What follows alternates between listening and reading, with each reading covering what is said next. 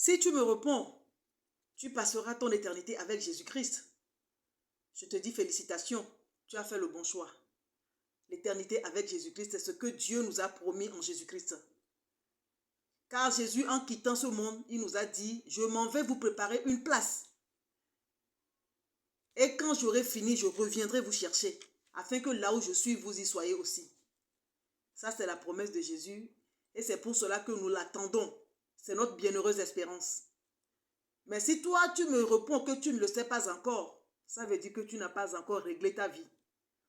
Pourquoi ne pas saisir cette opportunité et donner ta vie à Jésus? On parle de Jésus, on parle de Jésus, on parle de Jésus. Il y en a qui pensent que c'est de la blague. Il y en a qui pensent que c'est des histoires. Il y en a qui pensent que oh, Jésus est parti depuis 2000 ans, 2000 ans et plus. Pourquoi est-ce qu'il n'est pas encore revenu? C'est des histoires, vous racontez des bobards. C'est réel. Après cette vie, il y a une autre vie. Il y a la vie éternelle. Il y a la mort éternelle. Si tu choisis Jésus, tu seras sauvé. Dans cette vie, Jésus sera ton Seigneur et ton Sauveur. Il sera ton protecteur, il sera ton maître. Après cette vie, tu iras le rejoindre. Si tu ne choisis pas Jésus, si tu choisis l'autre camp, ça veut dire que tu as choisi le camp du diable. Donc ça veut dire que c'est la mort éternelle qui t'attend, c'est l'enfer qui t'attend.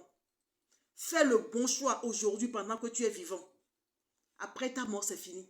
Aucune prière ne peut envoyer ton âme au ciel. Ça, c'est des histoires. C'est ici qu'il faut tout régler pendant que tu es vivant, que tu peux confesser Jésus de ta bouche. C'est pour cela que quand on voit des malades, quand on voit des gens qui sont dans l'agonie, nous nous précipitons pour aller leur faire confesser Jésus afin qu'au moins leur âme soit sauvée.